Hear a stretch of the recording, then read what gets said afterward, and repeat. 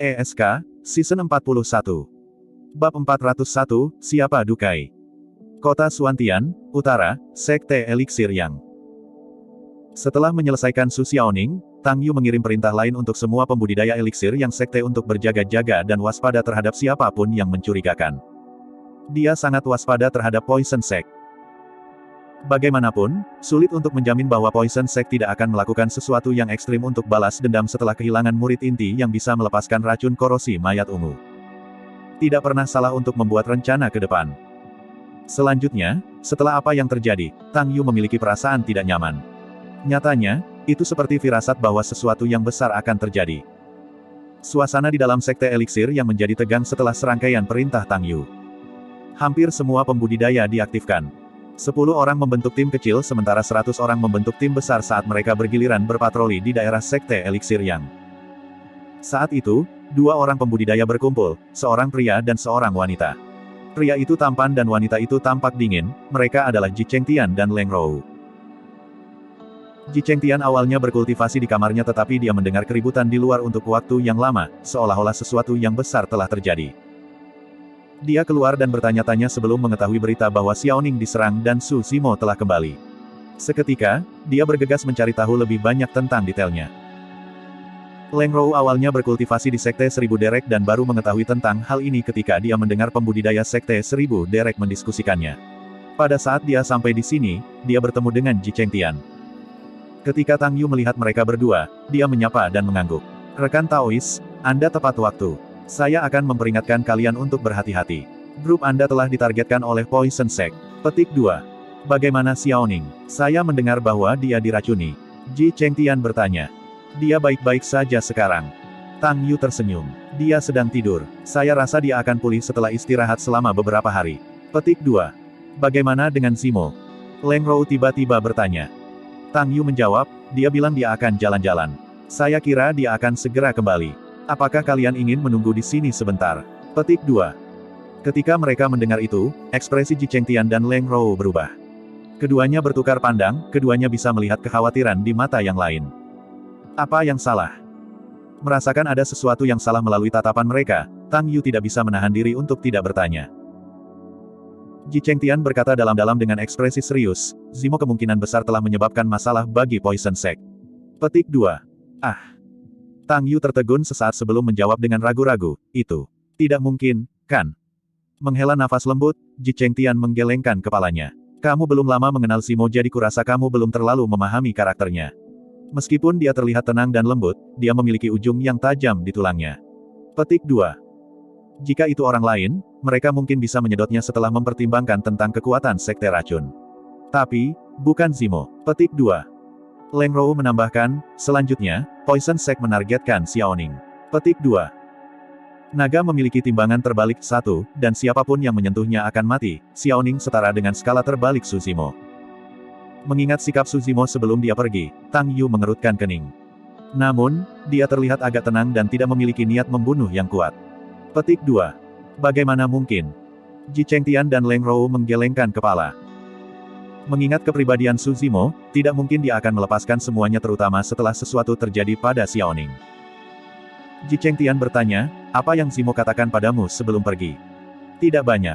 Saya mendesaknya untuk tenang dan mengatakan kepadanya bahwa dia hanya akan mencari kesenangan sesaat bahkan jika dia membunuh beberapa pembudidaya sekte racun. Tidak hanya tidak membantu, dia bahkan akan menimbulkan balas dendam gila sekte racun. Petik 2. Setelah berpikir, Tang Yu melanjutkan, lebih jauh, dia bahkan menyetujui sudut pandang saya saat itu dan mengatakan bahwa saya benar. Ekspresi Ji Chengtian sedikit berubah saat dia menarik napas dalam-dalam. Seharusnya tidak ada kesalahan. Zimo pasti telah pergi ke Poison Sect. Petik 2. Hah? Tang Yu bingung. Saya menduga bahwa Zimo hanya mengatakan setengah dari apa yang ada di pikirannya. Dia tidak secara lisan mengatakan babak kedua. Petik 2. Separuh apa? Tang Yu bertanya tanpa sadar. Kamu benar, jadi, aku akan pergi dan membunuh semua orang dari Poison Sect. Semua orang. Ekspresi Tang Yu berubah drastis dan matanya dipenuhi dengan keterkejutan. Ini, rekan Taois Su sendirian, bukankah dia kemungkinan besar akan mati dengan pergi ke sana? Petik 2. Pasti ada senjata dan perangkap tersembunyi yang tak terhitung jumlahnya di kediaman Poison Sect. Dia. Tang Yu panik dan bergumam, rekan Taois Su terlalu sembrono. Meskipun dia memang kuat, pembudidaya sekte racun sangat jahat dalam metode mereka. Dia bahkan belum pernah mendengar tentang 7 letal dari Poison Sect. Tidak diragukan lagi dia akan dirugikan. Petik 2. Saya tidak tahu apakah dia akan dirugikan. Ji Chengtian menggelengkan kepalanya. Tapi yang saya tahu adalah bahwa ini adalah sesuatu yang pasti akan dilakukan Su Zimo. Itulah jenis reaksi yang seharusnya dia miliki. Petik 2. Saya akan kembali dan meminta cadangan dari pembudidaya 1000 kren sekte. Petik 2. Tanpa membuang waktu, Leng Rou berbalik untuk pergi. Tang Yu menenangkan diri dan berkata dengan suara yang dalam, saya akan mengumpulkan kekuatan sekarang dan mencoba menuju ke selatan kota secepat mungkin. Saya harap saya tidak terlambat. Petik 2. Kota Selatan, Sekte Racun. Di aula yang luas, pintunya ditutup rapat. Meskipun saat itu tengah hari dan matahari terik di luar, tidak ada banyak cahaya di dalam aula dan tampak gelap dan menyeramkan. Dalam kegelapan jauh di dalam aula, sebuah suara terdengar dari tengah. Berapa lama Luang pergi? Suaranya tajam dan feminin dengan sedikit rasa dingin yang membuat orang bergidik. Kakadu, sudah hampir 4 jam.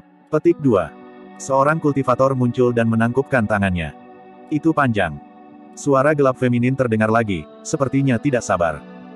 Dari apa yang saya tahu, ada 3 orang di utara kota. Selain Su Xiaoning, ada juga Ji Chengtian dan Leng Rou. Mungkin perlu beberapa waktu baginya untuk meracuni ketiganya sampai mati. Petik 2. Orang yang berbicara adalah Wei Qi, seorang budidaya dari Sekte Racun Yayasan 6 Meridian. Orang yang tersembunyi dalam kegelapan adalah Komandan Ekspedisi Sekte Racun, pembudidaya pembentukan Yayasan 7 Meridian, Dukai. Itu hanya kentang goreng kecil. Orang yang ingin kubunuh adalah Su Zimo. Petik 2. Suara Dukai dipenuhi dengan niat membunuh yang tak ada habisnya. Siapapun yang berani menyentuh siapapun dari Poison Sect harus menikmati rasa dari metode kami. Beberapa saat kemudian, Dukai bertanya lagi, kemana perginya Su Zimo itu? Kenapa dia belum kembali ke kota? Petik 2. Jangan khawatir, kakak senior Du. Kakaknya ada di kota Suantian jadi dia pasti akan kembali. Wei Qi menjawab dengan pasti. Saat itu, keributan samar-samar terdengar di luar. Dukai mengerutkan kening dan tidak memasukkannya ke dalam hati. Ini adalah wilayah Poison Sect, bahkan sekte super seperti Glass Palace dan Malevolent Earth Sect tidak akan berani melangkah dengan enteng. Namun, keributan itu semakin dekat tak lama kemudian dan ada jeritan dan tangisan kesakitan bercampur di dalamnya. Dukai menyipitkan matanya dan berkata dengan dingin, Wei Qi, pergi dan lihat apa yang terjadi di luar. Petik 2. Dimengerti. Petik 2. Begitu Wei Qi berdiri, ada ledakan keras dan tanah bergetar. Seluruh aula berada di ambang kehancuran saat debu berdesir. Tiba-tiba, pintu itu meledak dan kerikil yang tak terhitung jumlahnya terbang ke segala arah. Sinar matahari masuk, memulihkan beberapa cahaya di aula. Di pintu masuk aula, di bawah sinar matahari, berdiri sosok yang meskipun tidak terlalu tinggi, dipenuhi dengan niat membunuh yang tajam dan aura yang deras. Siapa Dukai? Tatapan orang itu membakar dan bahkan lebih terang dari matahari yang terik di luar. Bab 402/402. Di aula, Wei Qi menghindari beberapa batu yang masuk dan terlihat sangat celaka saat dia mengalihkan pandangannya ke arah pintu. Saat dia melihat penyusup itu, dia berseru kaget, ini Su Zimo. Dukai awalnya sangat tenang jauh di aula. Ketika dia mendengar nama itu, matanya menyipit dan bersinar dengan kilatan dingin saat dia menyeringai dengan kejam. Mata Su Zimo beralih ke wajah Wei Qi dan bersinar cerah dengan niat membunuh yang tajam. Dalam sekejap, dia muncul sebelum yang terakhir. Itu terlalu cepat. Wei Qi hanya merasakan penglihatannya kabur dan tenggorokannya tercekat, dia terangkat seluruhnya dari tanah dengan Su Zimo tersedak tenggorokannya. Anda pernah melihat saya sebelumnya? Su Zimo bertanya dingin dengan tatapan silet. Sekte Racun baru memasuki kota Suantian beberapa hari yang lalu dan selama waktu itu, Su Zimo tidak ada di kota, dia berada di Gunung Pedang. Itu normal bagi Poison Sect untuk mendengar namanya. Namun, aneh jika seseorang mengetahui identitasnya pada pandangan pertama. Dengan Su Zimo mencekiknya, Wei Qi hampir tidak bisa bernapas dan terlihat sangat mengerikan. Matanya menjadi merah dan menonjol keluar dari rongganya saat lidahnya menjulur. Aku melihatmu sebelumnya, di kediaman gua itu. Wei Qi tergagap karena ketakutan di matanya. Dia tahu betul bahwa orang di depannya akan mematahkan tenggorokannya jika dia ragu-ragu bahkan sedikit. Oh. Su Zimo mengangguk dan langsung mengerti. Selalu ada keraguan dalam benaknya. Bagaimana Poison Sekte yang ada di medan perang kuno tahu tentang dia yang membunuh seorang pembudidaya mereka di tempat tinggal gua Golden Core? Jadi, ada pembudidaya Sekte Racun kedua di kerumunan saat itu. Dengan kata lain, pernyataan terakhir yang dibuat oleh pembudidaya sekte racun sebelum kematiannya adalah untuk pembudidaya ini sehingga dapat mengirim pesan kembali ke sekte untuk membalas dendam untuk yang pertama. Sangat baik, Anda bisa mati sekarang. Petik 2. Mengerahkan kekuatan di telapak tangannya, Suzimo menghancurkan tenggorokan Wei Qi dan membuang mayatnya ke samping. Sejak awal, Dukai duduk jauh di aula tanpa bergerak, mengamati segala sesuatu dengan rasa ingin tahu dengan tatapan mengejek. Di luar aula, pembudidaya sekte racun dari seluruh tempat mulai berkumpul. Suzimo, kamu punya nyali untuk berpikir bahwa Anda berani menerobos masuk ke wilayah Poison Sect. Hehehe, Dukai tertawa sinis, seperti hantu bengis di kegelapan. Sekte racun. Suzimo mencibir, aku bisa datang dan pergi sesukaku. Siapa yang bisa menghentikan saya? Petik 2. Hahaha, betapa kurang ajarnya. Apakah Anda benar-benar berpikir bahwa Anda dapat membunuh pembudidaya kita begitu saja? Petik 2. Dukai tertawa terbahak-bahak dan berdiri, menyatakan dengan dingin, pembudidaya sekte racun dipenuhi dengan racun dari ujung kepala hingga ujung kaki. Anda pasti memiliki keinginan kematian untuk membunuh kultivator kami dengan tangan kosong. Mengapa Anda tidak melihat telapak tangan Anda dan melihat apakah itu mulai menjadi hitam? Saya mendorong Anda. Petik 2. Suzimo mengangkat telapak tangannya dan suara Dukai berhenti. Telapak tangannya masih putih seperti giok dan tampak murni tanpa jejak racun. Seketika, wajah Dukai menjadi gelap. Meskipun racun yang melapisi tubuh Wei Qi bukanlah salah satu dari 7 letal, itu lebih dari cukup untuk membunuh lebih dari 10 sisa binatang purba. Faktanya, bahkan binatang buas berdarah murni mungkin setengah mati melawan racun ini. Namun, Suzimo baik-baik saja. Dia sama sekali tidak terpengaruh. Dukai telah melihat semuanya dengan jelas, tidak ada sarung tangan atau alat pelindung di telapak tangan Suzimo.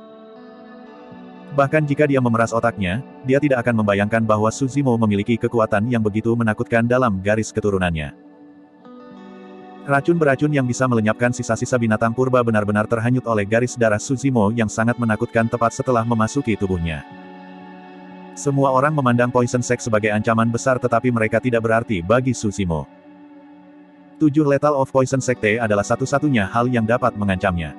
Dukai, bukan. Anda tidak perlu menunggu pembudidaya sekte racun itu kembali lagi. Dia sudah meninggal di jalan panjang di utara kota.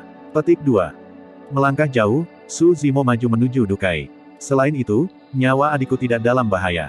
Maaf mengecewakanmu. Petik 2. Tatapan Dukai menjadi dingin dan tiba-tiba, dia menginjak kakinya tepat saat Suzimo mendekat. Seketika, sebuah peringatan melintas di benak Suzimo saat kakinya tersandung, lantai tiba-tiba tenggelam. Sudah terlambat untuk memanggil pedang terbangnya saat itu. Dengan wush, sepasang sayap roh raksasa memanjang dari punggung Suzimo. Meskipun tidak ada apa-apa di bawah kakinya, dia bisa melayang di udara. Su. Suara deras melesat di udara secara terus-menerus dan sangat lembut. Suzimo mungkin tidak akan mendengarnya jika dia tidak membersihkan lubang telinganya. Saat lempengan lantai di bawah kakinya tenggelam, jarum beracun setipis rambut sapi terangkat dari kegelapan di bawah. Itu adalah Heart-Shaking Spike, salah satu dari 7 Lethal Poison Sect. Dengan peringatan persepsi rohnya, Suzimo telah mengaktifkan sayapnya beberapa saat sebelumnya dan menyerang Dukai yang berada di kedalaman aula. Heart-Shaking Spike biru disikat oleh Suzimo, hilang sedikit pun. Di pintu masuk aula, banyak pembudidaya sekte racun mengerumuni, memanggil senjata roh mereka satu demi satu. Sebagian besar pembudidaya sekte racun menggunakan senjata yang sangat licik. Satu-satunya kesamaan mereka adalah bahwa mereka semua dilapisi dengan racun, memantulkan warna pelangi melawan sinar matahari. Di udara, Suzimo menamparkan tas penyimpanannya. Berdengung. 18 pedang terbang kelas tertinggi dipanggil, berdengung dan berkilau dengan cahaya roh saat itu memancarkan ketajaman tanpa akhir. Swoosh, swoosh, swoosh. Mengebut di udara, 18 pedang terbang meninggalkan aliran pedang Qi yang bersinar terang. Itu adalah formasi pedang cahaya lilin. Suzimo sama sekali tidak menunjukkan belas kasihan. Dia segera memulai dengan gerakan membunuh kultivasi keabadian terkuatnya, formasi pedang cahaya lilin. Bahkan jika mereka tidak membentuk formasi pedang, kekuatan 18 pedang terbang kelas tertinggi yang meledak bersama sudah cukup menakutkan, apalagi kekuatan formasi pedang. Sekarang Suzimo sudah di 6 pembentukan Yayasan Meridian, kekuatan dari formasi pedang cahaya lilin meningkat juga, bahkan penggarap pembentukan Yayasan 7 Meridian biasa tidak akan mampu menahan kekuatan pembunuhan dari formasi pedang. Keuntungan dari pembudidaya sekte racun adalah dalam penggunaan racun mereka. Namun, Dalam hal kekuatan sebenarnya, mereka mirip dengan pembudidaya sekte biasa. Pergilah. Su Zimo menunjuk ke depan dan berteriak pelan. Tepat setelah itu, 18 pedang terbang berkumpul bersama dengan ujungnya mengarah keluar secara bersamaan, membentuk piringan bundar berbentuk pedang raksasa. 18 sinar pedang Ki dilepaskan seperti matahari yang terik dan sangat menyilaukan. Saat formasi pedang memasuki kerumunan, lubang menganga terbentuk. Yang terkuat dari pembudidaya sekte racun hanya di 7 pembentukan Yayasan Meridian. Tak satu pun dari mereka bisa menahan serbuan formasi pedang cahaya lilin sebagai kabut darah yang terbentuk dengan anggota tubuh yang patah terbang kemana-mana. Sebagian besar pembudidaya sekte racun hidupnya tergantung pada seutas benang dan tidak bisa menyisihkan perhatian untuk berurusan dengan Su Zimo. Sambil melepaskan formasi pedang cahaya lilin, Su Zimo menarik pedang berwarna darah raksasa dari tas penyimpanannya yang memancarkan kekuatan tak terbatas. Dentang, dentang. Pedang itu bergetar, berdengung dengan suara metalik yang mematikan. Saat itu, Su Zimo sudah menerjang di depan Dukai. Mengayunkan Blood Quencher, dia turun dari langit dengan raungan nyaring, mati. Bab 403, Pertukaran Kehidupan. Dukai tenang dalam menghadapi tebasan ganas Su Zimo. Dengan kedipan di matanya, dia mundur sambil menjentikkan lengan bajunya, menyebarkan bubuk hijau keunguan ke arah kedatangan Su Zimo. Itu adalah salah satu dari 7 mematikan sekte racun, racun korosi mayat ungu. Sepanjang sejarah, ada banyak jenius yang jauh lebih kuat dari pembudidaya sekte racun dengan level yang sama. Namun, banyak dari mereka mati melawan racun korosi mayat ungu juga. Masing-masing dari 7 letal dibuat dengan menghancurkan mayat dan tulang yang tak terhitung jumlahnya dan sangat terkenal. Su Zimo tidak takut terhadap racun lainnya. Namun, dia tidak berani ceroboh terhadap racun korosi mayat ungu. Dia mengingat posisi pedang yang telah dia pelajari di Laut Roh Gunung Sabar dan menarik pedangnya sebelum menebas lagi. Swoosh! Suara gelombang pasang keluar dari pedang Blood Quencher. Tsunami besar dan kekuatan arus balik meledak, seolah-olah gelombang besar akan menghancurkan dengan cara yang menakutkan. Bagaimana mungkin? Akhirnya, ekspresi Dukai berubah saat dia berseru. Meskipun dia tidak mengenali asal mula teknik pedang itu, dia tahu bahwa serangan Su Zimo telah melampaui tingkat penguasaan pertama dalam hal pedang dan berada pada tingkat kekuatan. Ini adalah tingkat yang tidak dapat dicapai oleh sebagian besar pembudidaya bahkan jika mereka menghabiskan seluruh hidup mereka. Bahkan jika para pembudidaya dapat memahami kekuatan, hampir semuanya adalah inti emas. Di satu sisi, itu karena seseorang akan mencapai keajaiban yang tak terlukiskan saat membentuk inti, itu adalah keadaan kembali ke alam dan menyederhanakan segalanya. Di sisi lain, itu juga karena membentuk inti emas setara dengan membebaskan belenggu langit dan bumi untuk pertama kalinya, memungkinkan seorang pembudidaya untuk mendapatkan umur 500 tahun. Umur yang cukup panjang juga berarti bahwa kultivator akan memiliki lebih banyak waktu dan energi untuk dihabiskan untuk memahami dao pedang, dengan demikian memperoleh pencerahan pada keadaan kekuatan. Tentu saja, sepanjang sejarah, akan selalu ada pembudidaya di setiap generasi yang mampu mencapai pencerahan setingkat itu bahkan di ranah pendirian yayasan. Namun, para pembudidaya itu sangat langka dan masing-masing dari mereka adalah paragon teratas dari sekte masing-masing. Su Zimo yang sebelum Dukai ini bukanlah siapa-siapa, hanya seorang kultivator yang datang dari tempat terpencil di daratan Tianhuang, namun ia berhasil berkultivasi ke kondisi itu. Melawan gaya counter current, bubuk racun korosi mayat ungu tertiup angin sepenuhnya dan tidak ada setitik pun yang ditemukan di tubuh Su Zimo. Dukai menghindari tebasan itu dan ekspresi ketakutan melintas di matanya. Su Zimo jauh lebih menakutkan dari yang dia bayangkan. Di sisi lain, formasi pedang cahaya lilin berputar dan telah memotong lebih dari 100 pembudidaya sekte racun menjadi beberapa bagian. Tidak ada yang bahkan bisa bertahan satu putaran melawan formasi pedang yang menyerbu ke kiri dan ke kanan. Formasi pedang cahaya lilin saja sudah cukup untuk memblokir pembudidaya sekte racun di pintu masuk. Meskipun ada beberapa senjata roh yang berhasil menembus, dampaknya terhadap Su Zimo hampir bisa diabaikan. Dukai menemukan dirinya terjebak dalam situasi di mana dia sendirian tanpa bala bantuan. Setelah menyadari teror kekuatan Su Zimo, Dukai memegang belati di masing-masing tangan yang bersinar dengan cahaya hijau redup. Alih-alih melawan Su Zimo secara langsung, dia menghindar berulang kali dan mengirimkan senjata tersembunyi dari waktu ke waktu hanya untuk menyeret semuanya. Di permukaan, Su Zimo adalah orang yang menekan Dukai dan memiliki keuntungan. Namun, pada kenyataannya, pertarungan mereka sangat berbahaya dan menakutkan. Dukai memiliki senjata tersembunyi di mana-mana dan dia bisa membuang salah satu dari mereka yang dilapisi racun di setiap gerakan. Setiap bagian tubuh Dukai mengandung kemungkinan senjata tersembunyi terbang. Faktanya, bahkan rambutnya bisa mengirimkan heart-shaking speakers dengan satu pukulan, jadi hampir tidak mungkin untuk bertahan melawan segalanya. Penggarap pendirian Yayasan 7 Meridian biasa lainnya akan mati beberapa kali selama periode waktu ini. Namun, Su Zimo mampu menekan Dukai dengan mengandalkan persepsi rohnya untuk menghindari bahaya berkali-kali. Pada saat yang sama, Su Zimo memiliki pikiran lain. Meskipun dia telah menghafal 5 posisi Si Calming, dia tidak terlalu terbiasa dengan gerakannya. Bahkan arus balik yang berhasil dia pahami tentang kekuatannya bukanlah pada titik di mana dia bisa melepaskannya dengan sempurna. Karena jarang baginya untuk bertemu dengan lawan seperti itu, Su Zimo tidak memiliki apa-apa lagi dalam pikirannya dan benar-benar tenggelam dalam mempraktikkan teknik pedangnya. Meskipun Si Calming sepertinya hanya terdiri dari 5 posisi, setiap posisi memiliki rahasia yang tak ada habisnya dan seseorang bahkan dapat membedahnya menjadi ratusan atau 1000 posisi berbeda. Terlepas dari jurus terakhir yang masih belum bisa dia hasilkan, Su Zimo berlatih 4 jurus pertama satu demi satu, menjadi semakin akrab dengan teknik pedang, semakin tajam dan semakin natural. Dukai sekarang menjadi batu asah Su Zimo. Dalam periode waktu itu, para pembudidaya sekte racun yang jumlahnya ratusan sebagian besar dilakukan oleh formasi pedang cahaya lilin dan pembudidaya yang tersisa melarikan diri dengan tergesa-gesa. Mereka bersembunyi di luar aula, mengawasi dari kegelapan. Jika Dukai menang, mereka akan masuk pada saat yang tepat. Dengan demikian, mereka tidak akan dianggap sebagai pembelot dan tidak akan menerima hukuman. Namun, jika Su Zimo menang, hanya ada satu kata, melarikan diri. Seiring waktu berlalu, teknik pedang Su Zimo menjadi semakin halus, mengalir seperti cairan tanpa penundaan, dia tidak lagi seamatiran sebelumnya. Dengan itu, semakin sulit bagi Dukai untuk bertahan. Selanjutnya, apa perbedaan fisik Su Zimo dan Dukai? Su Zimo bertarung lebih sengit saat pertempuran berlarut-larut dan dipenuhi dengan energi. Garis darahnya berputar di dalam tubuhnya, melonjak lebih cepat dan lebih cepat saat suara samar tsunami ditambah dengan gelombang pasang teknik pedangnya selaras satu sama lain.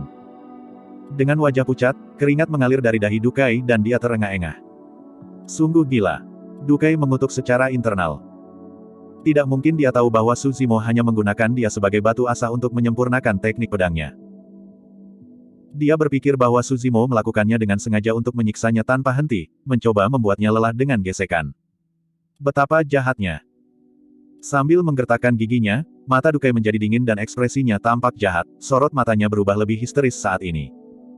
Sialan, aku akan melawanmu dengan segalanya. Dia menghela napas dalam-dalam dan tiba-tiba menerjang ke arah Su Zimo, mengangkat kedua belati yang dia pegang ke tenggorokan Su Zimo. Berputar secara horizontal dengan pedangnya, Su Zimo menebas kedua belati dan menggunakan vortex secara naluriah. Energi spiral meledak seketika dan belati Dukai dikirim terbang saat telapak tangannya terbelah dengan darah mengalir keluar. Setelah vortex, Su Zimo menebas secara terbalik seperti riak di permukaan laut. Itu menggesek ke arah dada Dukai dengan gerakan yang tampaknya lembut. Sikap riak. Jika counter current mewakili kekuatan, ripple mewakili kelembutan. Tampak lembut, itu meresap ke setiap pori saat kekuatan pedang mendorong tanpa henti. Hampir tidak mungkin bagi siapapun yang terlibat di dalamnya untuk melarikan diri dan pada akhirnya akan membunuh mereka. Dukai tidak bisa dan tidak ingin menghindari tebasan itu. Dia sekarang benar-benar gila saat dia bergegas maju dengan mengabaikan sepenuhnya Blood Quencher Su Zimo. Matanya bersinar dengan amarah saat dia berteriak, bunuh. Perasaan bahaya terdengar di benak Su Zimo. Pada saat itu, Su Zimo langsung keluar dari mode latihan mekanisnya. Senjata tersembunyi Dukai disembunyikan di mulutnya. Saat dia membuka mulutnya, rantai jarum biru tipis dengan aura mual melesat, hampir mencekik Su Zimo. Itu pukulan yang mematikan. Itu juga gerakan membunuh Dukai yang dilakukan sebagai ganti nyawanya sendiri. Meskipun dia mendapat peringatan dari persepsi rohnya, Su Zimo tenggelam dalam latihan teknik pedangnya. Pada saat dia memutuskannya, dia masih agak terlambat. Bab 404, Gerakan. Saat Dukai membuka mulutnya, heart-shaking speakers setipis rambut sapi telah tiba sebelum Su Zimo dalam kelompok. Jarak di antara mereka terlalu dekat. Saat itu, sudah terlambat bagi Su Zimo untuk mengelak, apalagi menggunakan Blood Quencher untuk bertahan. Dada Dukai dipotong lebih dulu. Luka besar hampir membelah tubuhnya menjadi 2 saat darah segar menyembur. Namun, seolah dia tidak bisa merasakan sakit, mata Dukai tajam saat dia tertawa mengancam. Bahkan jika aku harus mati, aku akan menyeretmu. Membunuh. Tiba-tiba, Kalimat Dukai diinterupsi oleh teriakan keras dan dia tidak bisa melanjutkannya lagi. Sebuah ledakan terdengar di benaknya saat telinganya berdering berulang kali, seolah-olah dia disambar petir. Rasa sakit yang menyengat tak tertahankan dan pikirannya menjadi kosong untuk sesaat. Jika ada cermin di mana Dukai bisa melihat dirinya sendiri saat ini, dia akan menemukan telinganya menyembur dengan darah segar dan matanya pecah. Thunder Celap Kill. Suzimo tahu tentang keterampilan rahasia Sonic yang meskipun tidak bisa menandingi kekuatan ki darah dan seni rohnya, dapat digunakan secara instan dan menghasilkan efek yang membingungkan. Awalnya, kekuatan Thunder Celap Kill Suzimo tidak akan pernah bisa sampai ke tahap ini. Namun, setelah membersihkan 7 lubangnya, kekuatan lubang mulutnya meningkat secara eksponensial dan kekuatan Thunder Celap Kill berevolusi ke keadaan di mana itu tidak dapat diabaikan. Selain itu, keduanya terlalu berdekatan dan 7 lubang Dukai langsung berdarah melawan keterkejutan suara Suzimo. Teror yang sebenarnya masih menunggu. Suzimo tidak hanya menggunakan lubang mulutnya untuk raungan itu, tapi juga kekuatan luar biasa dari kelima organnya. Saat dia membuka mulutnya, ada aliran udara yang sangat besar. Heart-shaking speakers yang hendak menyerang Suzimo berhenti di jalurnya dan berbalik dengan kecepatan yang bahkan lebih cepat. Murid Dukai mengerut saat dia dibutakan oleh cahaya biru cerah. Uff, uff, uff. Suara benda tajam yang menusuk daging bergema saat rantai heart-shaking speakers mengubur diri di wajah Dukai, menghilang dalam sekejap tanpa darah sama sekali. Dukai terhuyung mundur. Dia baru saja mengambil beberapa langkah ketika wajahnya berubah menjadi hitam tinta dengan darah mengalir dari sisi bibirnya. Pingsan dengan kaku, dia mati di tempat. Sejak dia masih muda, Dukai telah bermain-main dengan racun dan ada banyak pembudidaya yang mati melawan gerakannya itu. Namun, dia tidak pernah berharap dirinya mati di tangan gerakan pamungkasnya sendiri. Sosok Suzimo turun dan dia menghela nafas lega. Apa yang terjadi sebelumnya telah membuatnya terkejut juga. Jika dia tidak memiliki skill rahasia seperti Thunder Celap Kill, dia akan menjadi orang yang terbaring di lantai sekarang. Berbalik, Suzimo tersenyum dingin pada pembudidaya sekte racun yang sedang menonton dari luar aula. Dalam sekejap, dia menyerang kerumunan dengan Blood Quencher. Poison Sect telah melewati garis bawah Suzimo dengan meletakkan tangan mereka di Xiaoning. Saat dia melangkah ke tempat ini, dia tidak berniat membiarkan siapapun pergi. Tebakan Ji Chengtian benar, motif Suzimo adalah memusnahkan mereka dari akarnya.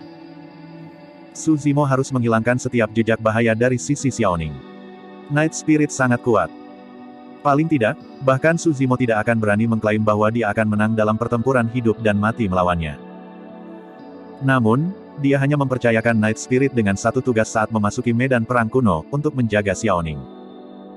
Bahkan jika dia menghadapi bahaya besar, dia tidak membutuhkan Night Spirit untuk membantunya. Fakta itu saja sudah cukup untuk memberitahu betapa pentingnya Xiaoning bagi Suzimo. Pembantaian terus berlanjut. Meskipun Suzimo sendirian, para pembudidaya sekte racun yang tersisa sudah menyerah semua pikiran untuk membalas dan buru-buru bergegas. Citisis, Glass Palace. Reporti. Seorang kultivator istana kaca berlari sepanjang jalan dan tiba di sebuah rumah besar. Menyambut pria tampan di hadapannya dengan tangan menangkup, dia berkata, "Kakak senior Pei, pertempuran besar telah terjadi di selatan kota di wilayah Poison Sect." Seseorang menyaksikan Suzimo kembali ke kota pagi-pagi sekali. Tidak lama kemudian, dia tiba di selatan kota dan menerobos masuk ke Poison Sect. Petik 2. Oh. Pei Chunyu mengangkat alisnya dengan ekspresi yang sedikit penasaran. Menerobos masuk ke wilayah Poison Sect. Berapa banyak orang yang dibawa Suzimo bersamanya? Petik 2. Orang itu menjawab, dia sendirian. Petik 2. Sendirian. Sambil mengerutkan kening, Pei Chunyu merenung sejenak. Dia tidak bisa membantu tetapi menggelengkan kepalanya dalam tawa ringan saat dia berkomentar dengan santai, sekte racun dipenuhi dengan jebakan dan ada lebih dari 100 pembudidaya yang berjaga. Bahkan ada Dukai, pria beracun itu. Suzimo pasti memiliki keinginan mati untuk menerobos masuk ke sekte racun sendirian. Petik 2. Fufu, jika aku tahu bahwa Suzimo akan begitu sembrono dan bodoh, aku tidak akan perlu menyia-nyiakan usahaku padanya. Petik 2. Pei Chunyu hanya bisa merasakan sedikit penyesalan saat memikirkan Liu Yun yang belum kembali dari perburuan Suzimo. Sudah lebih dari 10 hari dan keheningan radio Liu Yun mungkin mewakili ajalnya. Pikiran tentang Liu Yun yang gagal dan dibunuh oleh Suzimo malah terlintas dalam pikiran Pei Chunyu juga.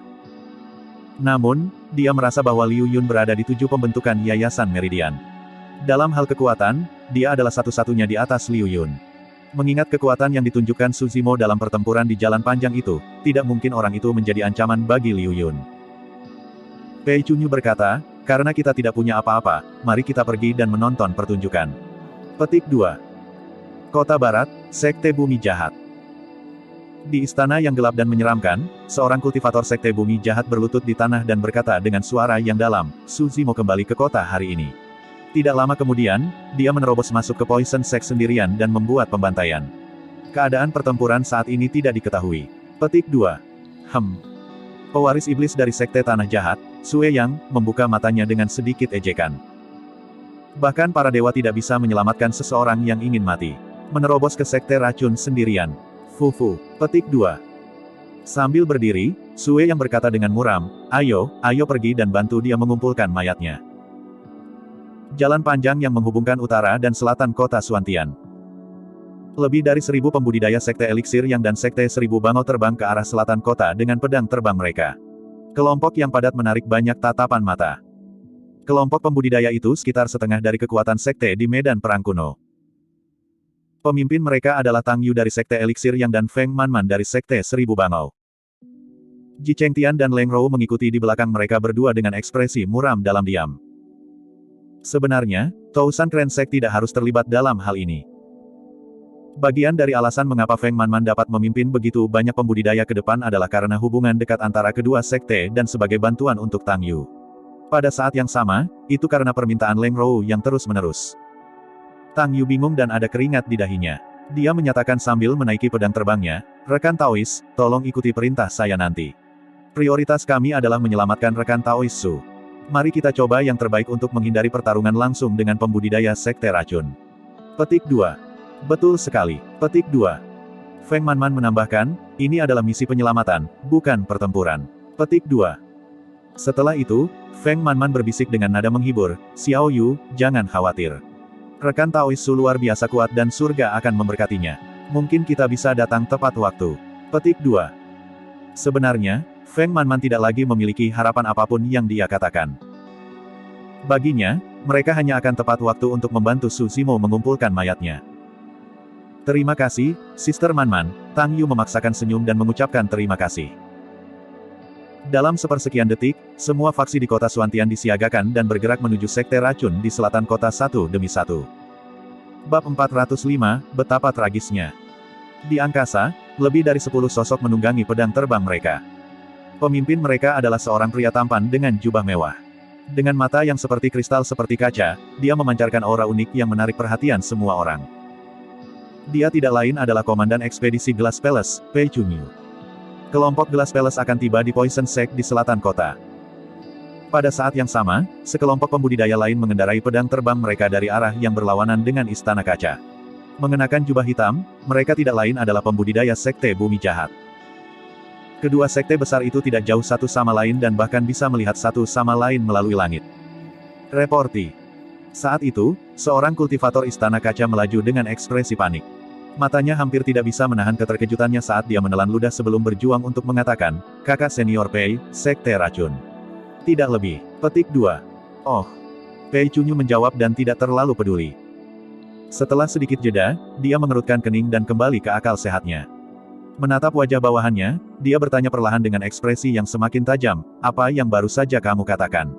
Ulangi sendiri. Petik 2. Para pembudidaya Glass Palace lainnya memandang orang itu dengan bingung, berpikir bahwa mereka salah dengar. Kultivator pelaporan terkekeh pahit dan menggelengkan kepalanya. Faksi Sekte Racun di medan perang kuno telah hilang. Hampir semua pembudidaya Sekte Racun dibantai oleh Su Zimo. Petik 2. Kelompok Istana Kaca terkejut. Bagaimana mungkin? Hampir pada saat yang sama, Pei Chunyu dan Sue yang merasakan jantung mereka berdegup kencang saat mereka berseru.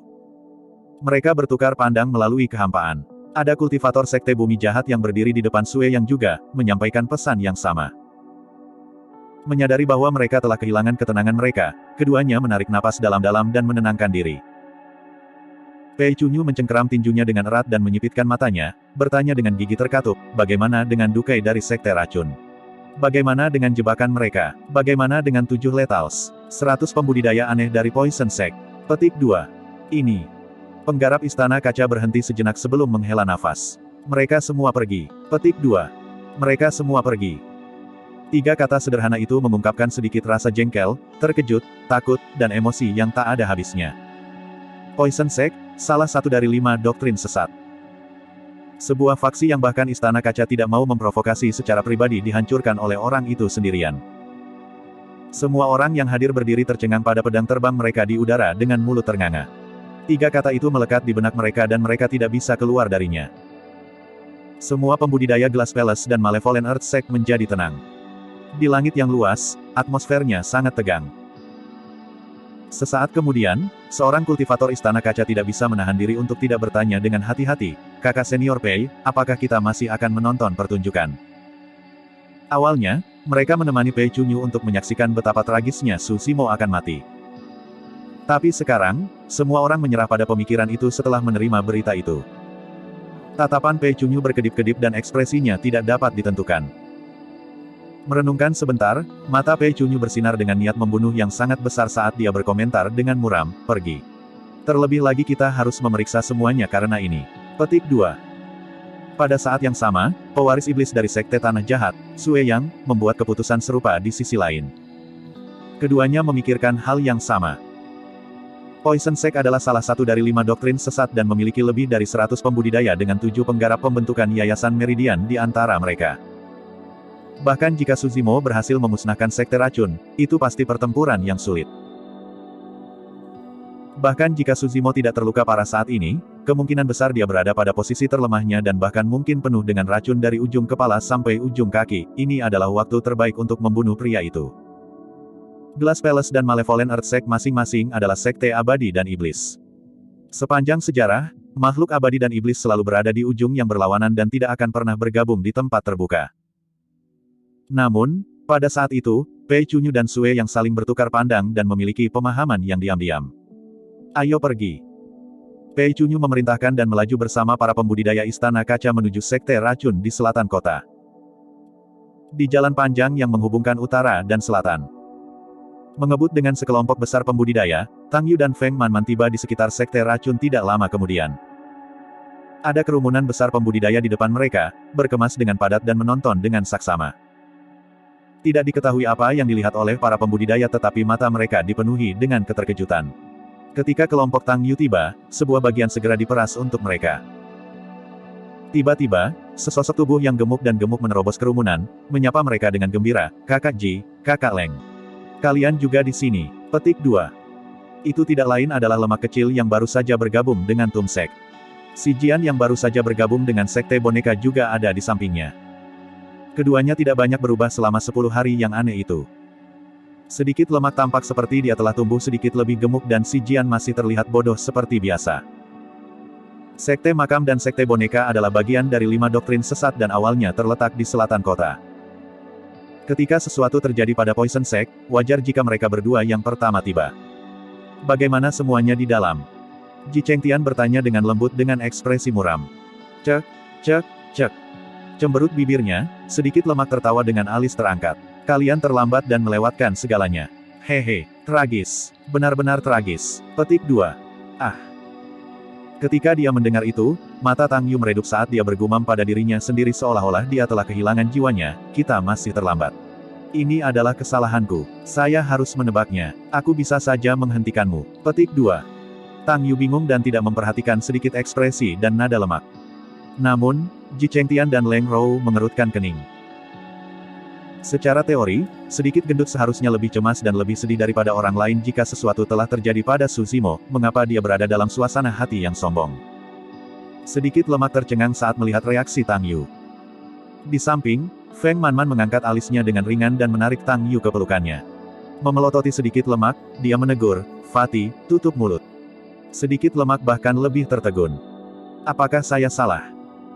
Tidak dapat memahami apa yang sedang terjadi, dia menoleh ke Si Jian dan bertanya, "Si Li Jian, apa yang terjadi?" Si Jian bingung dan dia menggaruk kepalanya.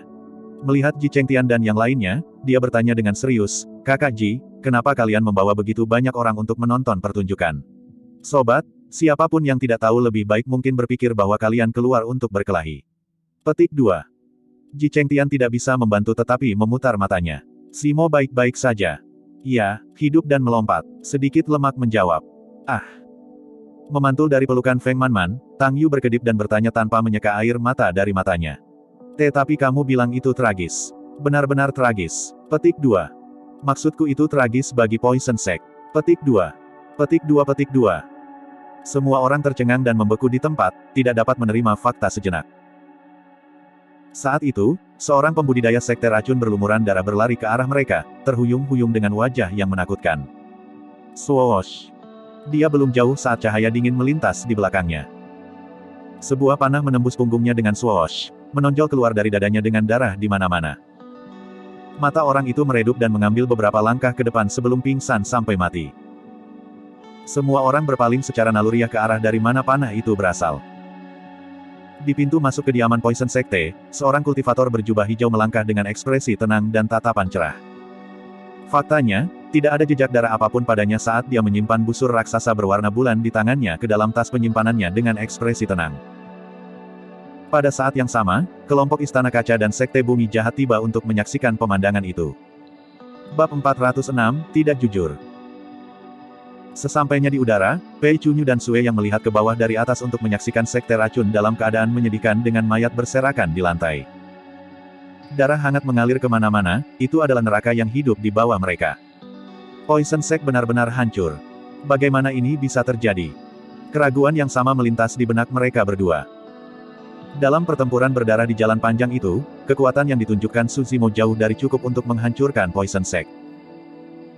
Bisakah pria itu menerobos sekali lagi dan meningkatkan kekuatannya secara signifikan dalam lebih dari 10 hari? Ekspresi hati-hati melintas di mata mereka. Tentu saja, yang paling mengejutkan bagi mereka adalah kondisi Suzimo saat ini. Nafas yang mantap dan ekspresi yang tenang, dia tidak terlihat seperti baru saja melalui pertempuran besar. Ini seharusnya menjadi pertempuran yang lebih keras dan lebih berbahaya daripada pertempuran berdarah di jalan panjang. Namun, tak satu pun dari mereka bisa melihat tanda-tanda kelelahan di wajah Suzimo atau luka di tubuhnya. Apakah itu semua hanya lelucon sementara kenyataannya dia berada di ujung jalan? Pei Chunyu dan Sue yang menatap tajam ke arah Suzimo, ingin memperlihatkan dirinya yang sebenarnya lemah. Namun, sesaat kemudian, keduanya menyerah. Mereka sama sekali tidak bisa membacanya. Pria itu tampak seperti sarjana yang lemah saat dia tenang. Seseorang hanya bisa merasakan kekuatan mengerikan yang dipancarkan dari tubuhnya setelah dia bergerak dan itu bahkan lebih ganas dari binatang buas kuno. Pei Chunyu menarik napas dalam-dalam dan mengalihkan pandangannya ke arah kelompok Tang Yu. Ketika dia melihat ukuran mereka, dia menyerah pada idenya. Tidak peduli bagaimana kondisi Suzimo saat ini, akan sulit baginya untuk mencoba membunuh Suzimo saat ini. Tentu saja, itu tidak berarti Istana Kaca takut pada Sekte Eliksir Yang. Dalam pertarungan langsung, kekuatan 4 kelompok yang tidak ortodoks tidak akan pernah cocok dengan Sekte Abadi dan Iblis serta biara-biara Buddha. Saat ini, reruntuhan Sekte Eliksir Pool belum muncul dan mereka belum melihat harta apapun. Tidak perlu baginya untuk melawan siapapun sampai mati karena orang luar dapat mengambil kesempatan untuk memanfaatkan mereka saat mereka lemah. Dengan halus, Pei Chunyu berbalik untuk pergi bersama kelompoknya dari Glass Palace. Di sisi lain, pewaris iblis dari Sekte Tanah Jahat, Sue Yang, membuat keputusan yang sama tanpa ekspresi dan kembali ke barat kota. Kenyataannya, penampilan Suzimo benar-benar tidak palsu. Setelah mencapai penguasaan yang lebih rendah dari bagian pembersihan lubang, sedikit kekuatan yang dia keluarkan tidak berarti apa-apa baginya. Pertempuran itu berubah menjadi pembantaian sepihak setelah kematian Dukai. Memanfaatkan kecepatan teknik gerakan dan sayap ethereal, Suzimo membunuh dengan gegabah dan tidak ada yang bisa menahan satu putaran pun melawannya. Untuk beberapa pembudidaya yang melarikan diri lebih jauh, Suzimo memburu mereka dengan busur penyembunyian bulan. Dalam pertempuran ini, lebih dari 100 pembudidaya sekte racun benar-benar dimusnahkan tanpa ada yang selamat. Sedikit gemuk, Si Jian dan yang lainnya mengambilnya dengan relatif baik. Namun, Feng Manman, Sekte Seribu Burung Bangau, dan Sekte Eliksir yang benar-benar tercengang saat mereka membeku di tempat. Sebelumnya, Tang Yu mengingatkan mereka berulang kali bahwa setelah memasuki medan perang, prioritas mereka adalah menyelamatkan daripada bertempur. Namun, rencana mereka tidak bisa mengejar perubahan. Pada saat mereka tiba, mereka bahkan tidak memiliki kesempatan bahkan jika mereka ingin melawan pembudidaya sekte racun. Meskipun Tang Yu sangat menghormati kekuatan Suzimo, dia tidak percaya bahwa dia bisa mengalahkan Poison Sect, salah satu dari 5 doktrin sesat, sendirian. Suzimo berjalan dengan santai dan tiba di depan Tang Yu dan yang lainnya, tersenyum lembut. Aku telah membuat kalian khawatir. Saya baik-baik saja. Petik 2. Dalam waktu singkat itu, Tang Yu mengalami roller coaster emosi. Awalnya, dia hanya mengkhawatirkan Su Zimo. Setelah melihat bahwa dia baik-baik saja, dia merasa seperti ada beban yang diangkat dari bahunya. Tepat setelah itu, dia merasa marah saat dia menatapnya dengan gusar, menunjukkan sedikit sikap seorang gadis yang sangat menawan. Tang Yu hanya merasa bahwa orang di depannya sangat mengerikan untuk menciptakan kekhawatiran kosong untuknya, menyebabkan dia kehilangan ketenangannya berkali-kali. Bukankah kamu mengatakan bahwa kamu hanya pergi jalan-jalan? Petik 2. Awalnya, Tang Yu ingin memberi kuliah yang bagus pada Su Zimo. Namun, ketika dia melihat senyum yang terakhir, kata-katanya terdengar seperti gerutu pasangan lucu yang berselisih. Feng Manman menatap Tang Yu dengan aneh. Keduanya sudah saling kenal selama bertahun-tahun tetapi dia belum pernah melihat Tang Yu mengambil nada itu dengan orang lain. Su Zimo menjawab, saya memang berjalan-jalan di sekitar kota tetapi saya berakhir di sini entah bagaimana. Semakin aku memikirkan kata-katamu, semakin aku merasa itu masuk akal jadi aku melanjutkan dan menghancurkan Poison Sect. Petik 2. Semua orang memandang Tang Yu dengan heran dan tidak bisa menahan keterkejutan mereka. Balasan Su Zimo membuat semua orang tanpa sadar berasumsi bahwa sekte racun dihancurkan karena apa yang dikatakan Tang Yu. Dengan ekspresi tertegun, Tang Yu bertanya, apa yang saya katakan? Anda mengatakan kepada saya bahwa membunuh beberapa pembudidaya sekte racun tidak berguna dan bahkan akan menjadikan saya target bagi mereka untuk membalas dendam. Petik 2. Jadi, Anda memutuskan untuk menghancurkan sekte racun. Iya, petik 2. Petik 2 petik 2. Tang Yu mengerutkan kening dengan erat dan hampir meledak di tempat. Yang saya maksudkan adalah agar Anda tidak memprovokasi Poison Sect. Tapi kamu pergi dan menghancurkan mereka sebagai gantinya. Menarik napas dalam-dalam, Tang Yu menenangkan diri. Dia telah kehilangan ketenangannya beberapa kali dalam waktu kurang dari 2 jam, dia tidak boleh terus berkomunikasi dengan orang itu di hadapannya dengan cara yang sama. Berbalik, dia melihat ke arah Feng Manman di samping dan berkata dengan nada meminta maaf, Sister Manman, maafkan aku. Aku telah membuatmu melakukan perjalanan yang sia-sia. Petik 2. Tidak apa-apa. Feng Manman tersenyum dan menyapu beberapa helai rambut yang menutupi dahinya dengan genit sebelum berkata dengan penuh makna, saya baru tahu tentang kekuatan Tuan Muda Su hari ini. Penilaianmu benar-benar bagus, Xiao Yu. Petik 2. Sekarang, Tang Yu sudah menenangkan dirinya saat dia membalas senyumnya. Ayo kembali ke utara kota. Petik 2. Sepanjang jalan. Tang Yu tiba-tiba teringat sesuatu dan berbalik untuk bertanya, benar, saya tidak punya waktu untuk bertanya. Apakah Anda berhasil mendapatkan sesuatu dari perjalanan Anda ke Laut Roh Gunung Sabre, rekan Taois Su? Petik 2. Feng Manman dan yang lainnya juga berbalik ke arah Su Zimo. Aku melakukannya. Petik 2. Su Zimo tersenyum dan mengangguk. Mendengar jawaban ambigu Su Zimo, Tang Yu tahu bahwa dia tidak berhasil mendapatkan warisan Kaisar Sabre. Selain itu, tidak ada yang mengira bahwa ada orang yang bisa mendapatkan warisan Sabre Emperor karena sudah ada kesan orang lain melakukannya. Jika kali lain, Tang Yu tidak akan terus menekan agar Su Zimo terlihat buruk. Namun, untuk beberapa alasan, dia ingin melihatnya malu hari ini. Dengan pandangan menggoda, dia terus bertanya, jadi, apa yang berhasil kamu dapatkan? Mungkinkah Anda mendapatkan warisan Sabre Emperor? Petik 2. Cara dia bertanya sangat jelas.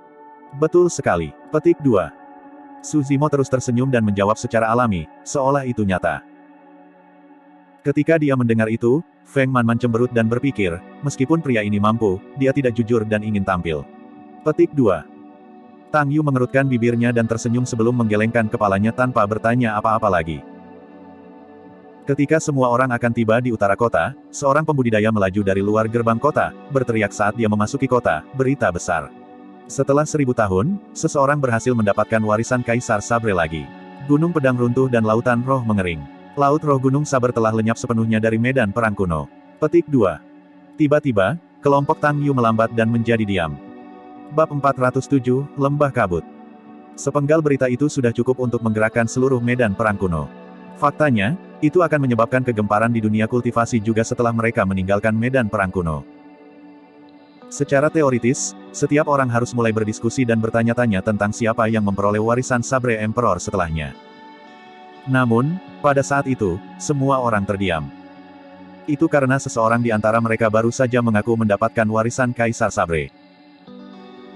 Jika kedua peristiwa itu terjadi secara terpisah dengan beberapa waktu di antaranya, tidak ada yang akan menghubungkan titik-titik tersebut.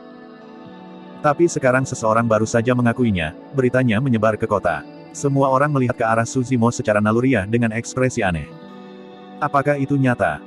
Itu adalah pemikiran singkat karena semua orang menyangkalnya secara internal setelahnya. Laut Roh Gunung Saber dibentuk di era kuno. Sejak itu, jenius yang tak terhitung jumlahnya telah mencoba, namun hanya satu orang yang berhasil lulus ujian dan mendapatkan warisan. Jelas betapa sulitnya itu. Tidak konyol menyebut pembudidaya Sekte Iblis 1000 tahun yang lalu sebagai teladan yang tak tertandingi. Bisakah teladan tak tertandingi ada di antara mereka juga? Itu adalah perasaan yang misterius dan tidak nyata. Semuanya, aku akan memeriksa Xiaoning.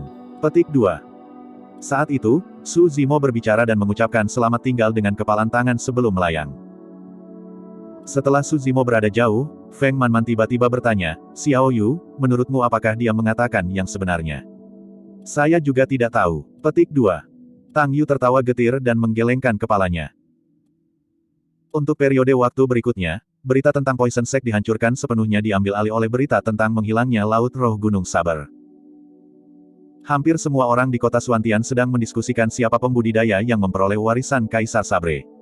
Sementara setiap orang memiliki ucapan dan tebakan yang berbeda, tidak satupun dari mereka memiliki jawaban yang akurat. Di antara mereka, ada yang mengatakan bahwa seorang pembudidaya berjubah hijau mendapatkan warisan. Pepatah itu tidak berarti banyak bagi orang luar. Namun, Tang Yu dan yang lainnya langsung memikirkan Su Zimo saat mereka mendengarnya. Namun, Su Zimo telah mengasingkan diri selama periode waktu ini dan Tang Yu tidak memiliki kesempatan untuk memverifikasi fakta. Seiring berjalannya waktu, suasana di kota Suantian menjadi lebih tegang. Baru-baru ini, banyak wajah asing muncul di kota dan mereka memiliki kekuatan yang luar biasa. Segel Sekte Eliksir Pool akan segera bubar. Sebelumnya, semuanya relatif baik-baik saja antara faksi utama di kota Suantian. Namun, setelah segelnya dihilangkan dan harta karun terungkap dengan sendirinya, itu pasti akan menghasilkan battle royal apokaliptik dan berdarah. Hari ini, seorang murid Sekte Eliksir yang mengetuk pintu Su Zimo, memintanya untuk berkumpul di aula depan. Su Zimo duduk dalam posisi lotus di tempat tidurnya dengan Blood Quencher ditempatkan secara horizontal di hadapannya.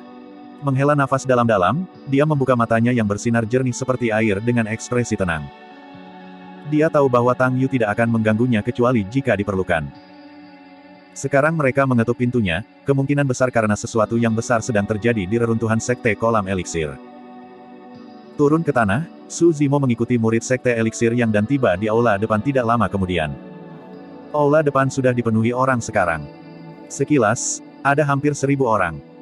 Su Zimo akhirnya mengerti apa yang dimaksud dengan sekte besar. Sebelum memasuki medan perang kuno, Kaisar Zhou Agung menyebutkan bahwa kekuatan dinasti Zhou besar cukup untuk memindahkan paling banyak 50 pembudidaya. Namun, beberapa faksi top Tianhuang daratan dapat mengirim ratusan hingga ribuan pembudidaya ke medan perang kuno. Sebagai salah satu dari 4 kelompok yang tidak ortodoks, meskipun eliksir yang sekte tidak berspesialisasi dalam pertempuran, sekte mereka memiliki fondasi yang kuat dan sosok yang kuat untuk mendukung mereka, itulah mengapa mereka dapat mengirim lebih dari 1000 pembudidaya. Perbedaan di antara mereka seperti surga dan bumi. Tang Yu mengangguk memberi salam ketika dia melihat Su Zimo masuk.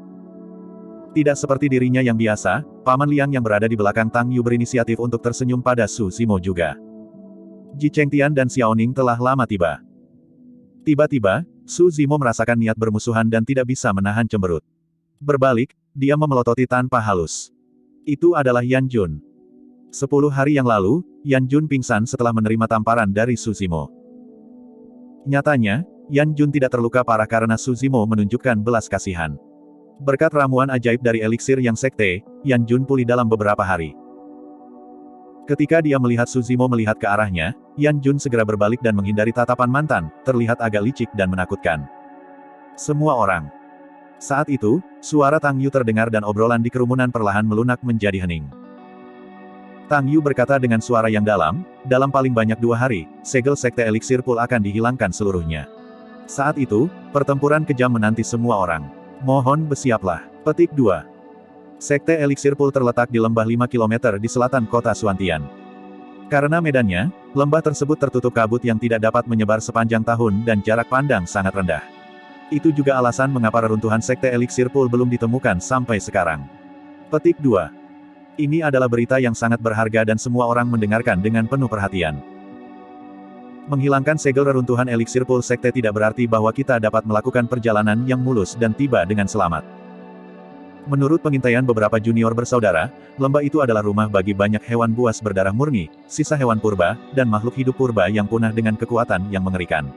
Petik 2. Umur binatang iblis jauh lebih lama daripada manusia. Binatang buas berdarah murni ini belum dapat membentuk inti dalam karena aturan medan perang kuno.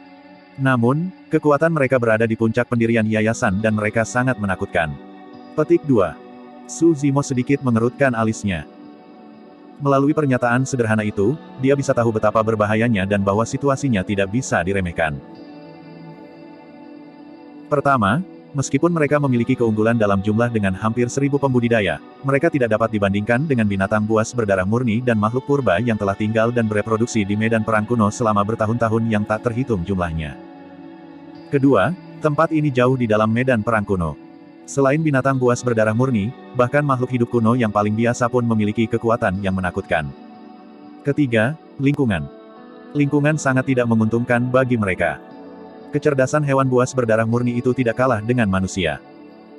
Alasan mengapa mereka jarang menyerang kota adalah karena mereka tahu bahwa manusia memiliki keunggulan medan dan mereka tidak bisa menang.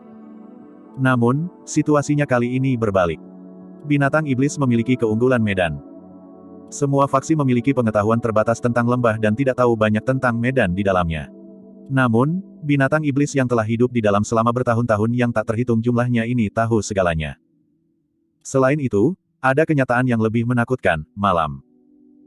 Tang Yu berkata, dengan kabut yang mengelilingi lembah, penglihatan kami berkurang dan sulit bagi kami untuk bertarung dengan kekuatan maksimum. Saat malam tiba, penglihatan kita akan semakin berkurang. Pada saat itu, jika kita dikelilingi oleh hewan buas berdarah murni. Petik 2. Tang Yu tidak melanjutkan, tetapi semua orang merasakan hawa dingin di punggung mereka. Setelah jeda singkat, Tang Yu melanjutkan, itulah mengapa kita harus memasuki wilayah reruntuhan sekte kolam eliksir sebelum malam pertama. Begitu malam tiba, kita akan tidur di lembah selamanya tanpa bisa melihat cahaya hari kedua. Petik 2. Bab 408, Sealer. Ujian medan perang kuno akhirnya akan segera tiba. Sangat mudah bagi seseorang untuk berkultivasi dalam pengasingan tertutup di dalam kota Suantian dan bertahan sepanjang tahun. Namun, para pembudidaya yang memasuki medan perang kuno semuanya jenius dari generasi muda dari sekte masing-masing memiliki ambisi. Mereka tidak memasuki medan perang kuno untuk berkultivasi, mereka melakukannya untuk mendapatkan peluang, harta, dan banyak teknik budidaya rahasia yang telah lama hilang. Kembali ke periode kejayaan zaman kuno, Elixir Pulsek juga merupakan sekte super terkenal. Sekte seperti itu terkubur oleh pasir waktu, disegel selama-lamanya, dan hanya melihat hari terang lagi sekarang. Di dalam, pasti ada harta dan peluang yang tak terhitung jumlahnya menunggu semua orang. Semua faksi utama kota Suantian akan berkumpul kali ini, termasuk sekte seperti Istana Kaca dan sekte Bumi Jahat. Pasti akan ada pertempuran berdarah saat waktunya tiba. Tang Yu berkata dengan serius dengan ekspresi tegas, sekte eliksir yang dapat menyerah pada harta lain jika situasinya tampak buruk. Namun, kita harus berjuang dan mendapatkan resep eliksir Pulsek. Petik 2. Sebagian besar resep itu mungkin sudah hilang seiring berjalannya waktu. Begitu mereka muncul, mereka pasti akan menyebabkan kehebohan besar di Tianhuang Daratan dan status sekte eliksir yang secara alami akan meningkat. Semuanya, kembali dan tunggu. Bersiaplah dan bersiap untuk berangkat kapan saja. Petik 2. Setelah Tang Yu selesai berbicara, banyak pembudidaya bubar dan kembali ke kamar mereka. Rekan Taois Su, rekan Taois Ji, mohon tunggu. Petik 2. Tang Yu menahan Su Zimo dan Ji Chengtian dan mereka duduk setelah semua orang pergi. Pernahkah kalian mendengar tentang Sealer? Tang Yu tidak bertele-tele dan bertanya langsung. Su Zimo dan Ji Chengtian sedikit tertegun, bertukar tatapan sebelum menggelengkan kepala. Pemahaman mereka tentang medan perang kuno jauh lebih rendah dari para murid sekte super ini. Tang Yu sudah mengharapkan itu dan tidak terkejut. Jika Su Zimo bahkan belum pernah mendengar tentang Laut Roh Gunung Sabre, masuk akal jika dia tidak tahu tentang Sealer. Tang Yu menjelaskan, selain para jenius di ranah pendirian yayasan, beberapa sekte besar di daratan Tianhuang juga akan melakukan teleportasi inti emas di sini. Petik 2. Apa? Su Zimo dan Ji Chengtian kaget. Su Zimo telah mendengar dari penyihir Ji bahwa medan perang kuno adalah dimensi yang terpisah, dibentuk oleh fragmen yang ditinggalkan oleh perang apokaliptik di zaman kuno. Ada medan perang kuno dasar, menengah dan lanjutan. Saat ini, mereka berada di medan perang kuno dasar. 3 tingkat medan perang kuno ditentukan berdasarkan stabilitas relatif mereka. Medan perang kuno dasar adalah yang paling tidak stabil. Jika fluktuasi energi terlalu besar, itu akan menyebabkan robekan dimensional, melahap seluruh pembudidaya dan melepaskannya ke dalam lubang untuk dihancurkan oleh arus kosong. Petik 2. Setelah bertahun-tahun pengujian, titik puncaknya diputuskan di alam inti emas. Selama pembudidaya berada di bawah ranah inti emas, mereka tidak akan menyebabkan air mata dimensi. Adapun dimensi dari medan perang kuno menengah, itu lebih stabil dan inti emas dapat masuk dan menyerang dengan bebas di dalamnya. Air mata dimensi tidak akan terjadi selama ranah kultivasi mereka lebih rendah dari jiwa baru lahir. Sebagai dunianya sendiri, medan perang kuno memiliki naluri pelestarian diri dan dapat menolak pembudidaya dengan kekuatan di luar titik puncak. Ambil medan perang kuno dasar misalnya, inti emas tidak punya cara untuk memasukinya. Itu lebih seperti aturan yang tidak bisa dilanggar.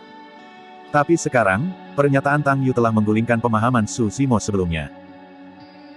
Tang Yu menjelaskan, beberapa sekte besar dengan fondasi yang kuat dan telah ada selama berabad-abad memiliki sosok yang perkasa di antara mereka dengan metode tertinggi. Orang-orang ini diam-diam dapat menyegel budidaya inti emas sementara dan mengirim mereka ke medan perang kuno. Petik 2. Inti emas ini disebut sebagai sealer. Mata Su Zimo dan Ji Chengtian dipenuhi dengan keterkejutan ketika mereka mendengar itu. Metode yang bisa melanggar aturan dunia benar-benar tertinggi. Namun, Ji Chengtian bingung setelah itu dan bertanya dengan cemberut, bahkan jika mereka dapat mengirim sealer secara diam-diam, orang-orang ini hanya akan dapat mengerahkan kekuatan seorang kultivator pendirian Yayasan Puncak. Apa gunanya menghabiskan begitu banyak usaha? Petik 2. Tanpa menjawab, Tang Yu tersenyum dan menatap Su Zimo dengan cara yang menguji. Setelah merenung sejenak, mata Su Zimo berbinar dan dia berkata perlahan, lebih dari mengintimidasi. Petik 2. Ketika dia mendengar itu, Paman Liang mengangguk pada dirinya sendiri dengan ekspresi kagum di matanya. Betul sekali. Petik 2. Tang Yu menjawab, sealer tidak terbatas pada kekuatan puncak pendirian-pendirian, mereka adalah inti emas dan dapat melepaskan kekuatan penuh inti emas juga. Namun, harga untuk itu adalah mereka akan ditelan oleh air mata dimensional dan mati di tempat. Petik 2. Oleh karena itu, sebagian besar waktu, sealer hanya ada di sana untuk mengintimidasi orang lain dan mereka tidak akan melepaskan kekuatan inti emas kecuali benar-benar diperlukan. Ji Chengtian bertanya, bagaimana kita membedakan sealer? Tang Yu tidak menjawab dan melihat ke arah Su Zimo dengan senyum mengerucut, jelas, dia masih ingin mengujinya. Jantung Su Zimo berdegup kencang saat dia mengingat malam itu di dinasti Zhou Agung. Sealer harusnya adalah Golden Core tua di tahun-tahun senja mereka yang akan segera berakhir masa hidup mereka. Dalam keadaan normal, sealer tidak akan melepaskan kekuatan mereka sebagai inti emas di medan perang kuno. Begitu mereka melakukannya, itu berarti kematian bagi mereka. Hanya inti emas di akhir masa hidup mereka yang akan setuju untuk masuk dengan risiko mati kapan saja. Malam itu, di dinasti Zhou besar, alasan mengapa kedua inti emas itu mengabaikan pemberitahuan kekaisaran dan mencoba membunuh Su Zimo meskipun tahu bahwa mereka akan mati adalah karena mereka berada di akhir hidup mereka tanpa bertahun-tahun untuk hidup. Tang Yu memandang Su Zimo dengan mulut ternganga karena terkejut, dia tidak mengira dia akan mengungkapkan salah satu rahasia di baliknya hanya dengan satu kalimat. Su Zimo melanjutkan, karena sealer ada di sana untuk mengintimidasi, mereka harus berada di sisi komandan sekte masing-masing untuk melindungi mereka juga. Petik 2. Dengan mengatakan itu, dia berbalik untuk melihat Paman Liang yang berada di belakang Tang Yu, tersenyum lembut. Paman Liang, kamu seorang sealer, kan? Haha, bravo. Petik 2. Paman Liang mengelus jenggotnya dan tertawa sambil memuji. Kenyataannya, Su Zimo telah menyimpulkan identitas Paman Liang sejak lama. Biasanya, mereka yang memasuki medan perang kuno semuanya jenius muda. Sungguh aneh bagi seorang pria tua dengan rambut putih seperti Paman Liang untuk muncul di medan perang kuno. Tang Yu melanjutkan, karena sealer sudah tua dengan fisik yang lemah dan stamina yang lemah, mereka jarang bertarung bahkan tanpa menggunakan kekuatan Golden Core. Petik 2. Merenung sejenak, Ji Chengtian bertanya lagi, jika itu masalahnya, mengapa kamu tidak mengirim lebih banyak sealer?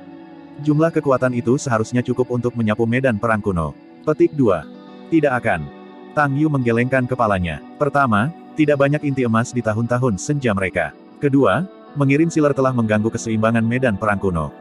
Jika inti emas benar-benar mengobarkan perang dan menyebabkan air mata banyak dimensi, dunia akan menjadi lebih tidak stabil dan bahkan mungkin dihancurkan. Petik 2. Hasil dari dimensi yang hancur akan membuat semua makhluk di dalamnya, terlepas dari apakah mereka masih hidup, akan direduksi menjadi debu dan dikembalikan ke kekacauan.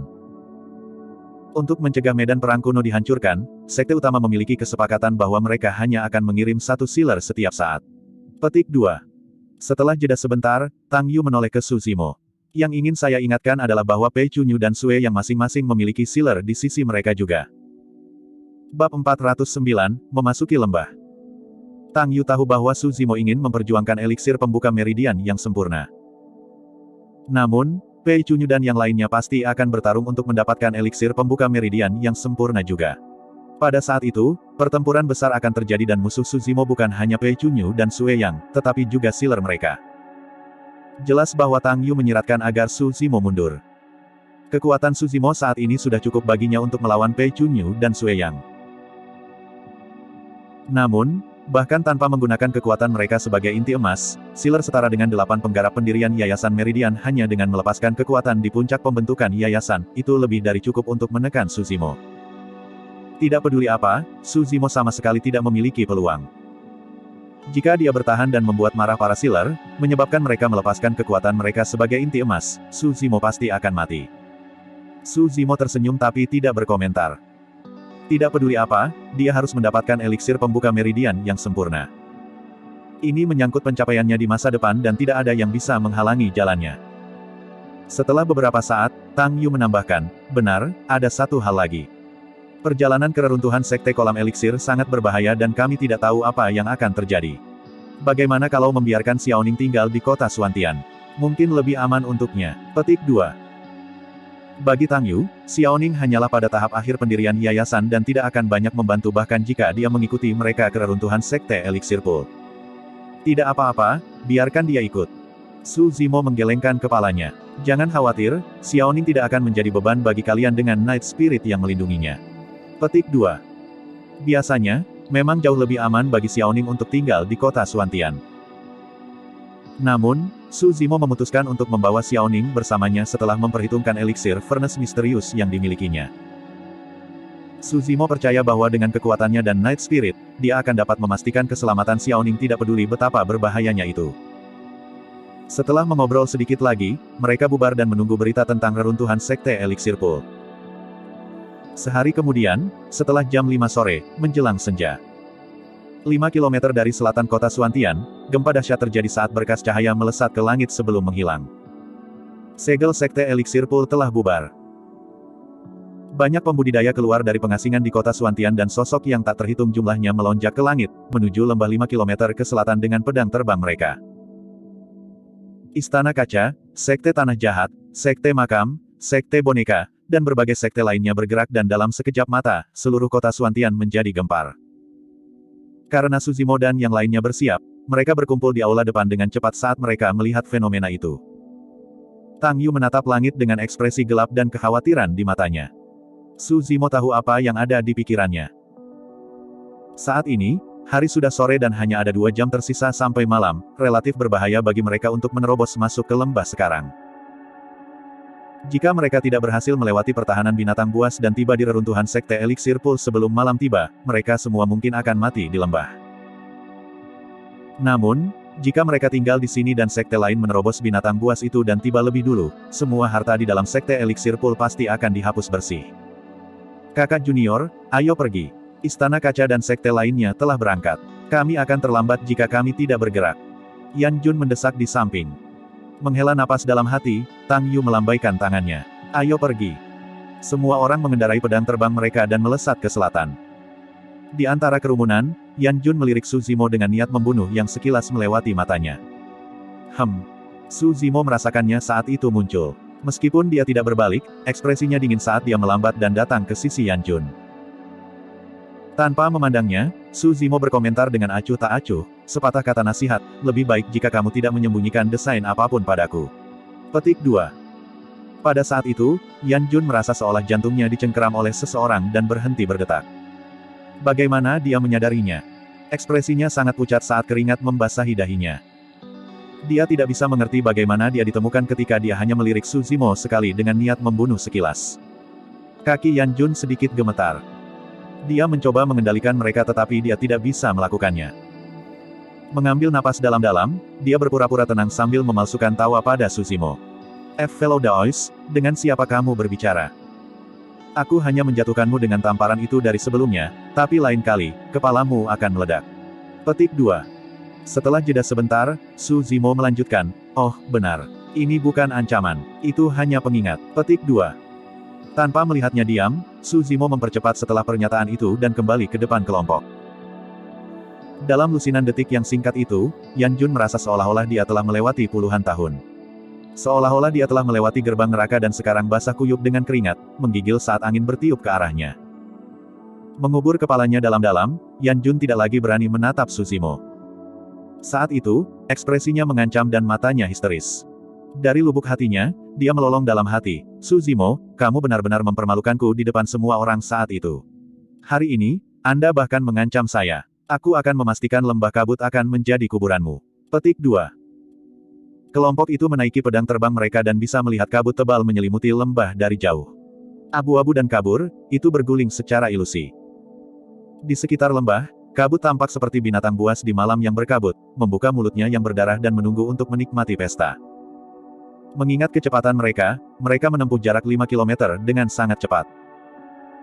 Glass Palace, Malevolent Earth Sect dan banyak sekte lainnya berada di pintu masuk lembah, tiba belum lama ini juga.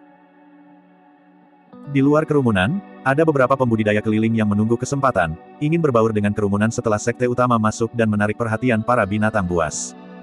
Xiao Yu, kamu sudah sampai. Feng Manman dari Tousan Clan Sect berjalan mendekat dan menyapa dengan anggukan. Su Zimo dapat dengan jelas mengatakan bahwa Feng Manman juga tidak santai. Keduanya berdiskusi sebentar dan Tang Yu menonjol. Dia menangkupkan tinjunya ke arah Glass Palace dan bertanya dengan keras, rekan Taoist Pei, ini sudah larut dan malam akan tiba dalam waktu kurang dari 2 jam. Terlalu berbahaya bagi kita untuk memasuki lembah sekarang. Mengapa kita tidak kembali ke kota untuk beristirahat dan berangkat besok pagi untuk memasuki lembah, bagaimana menurutmu? Petik 2. Pada kenyataannya, kata-katanya memiliki kesamaan dengan banyak kultivator. Lembah itu sangat besar dan tidak ada yang tahu lokasi pasti dari eliksir Pulsek. Jika mereka tidak berhasil menemukan reruntuhan sekte kolam eliksir sebelum malam tiba, banyak nyawa akan hilang.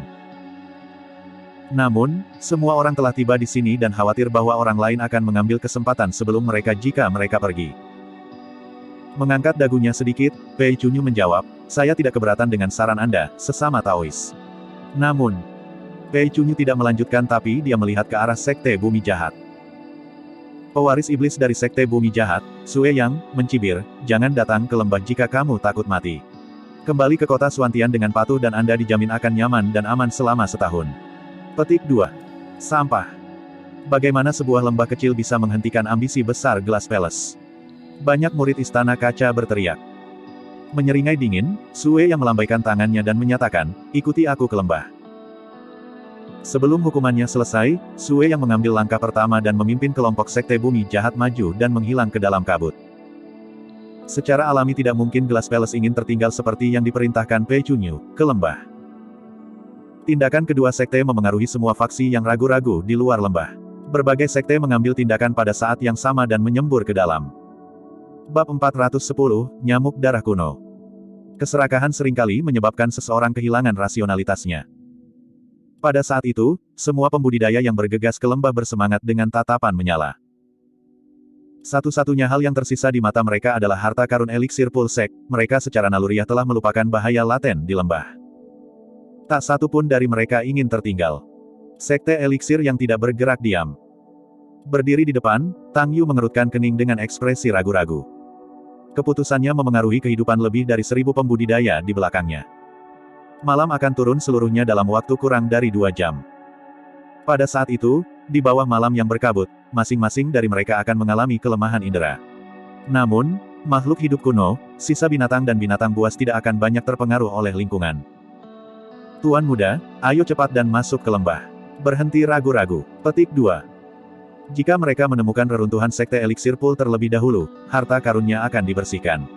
Saat itu, kita harus kembali dengan tangan kosong. Petik 2. Betul sekali, Istana Kaca dan Sekte Bumi Jahat telah masuk. Kita semua, para kultivator, berjumlah total ribuan, menurutmu apakah kita akan kalah dari hewan? Petik 2. Ketika dia mendengar itu, Su Zimo mencemooh internal dan menggelengkan kepalanya.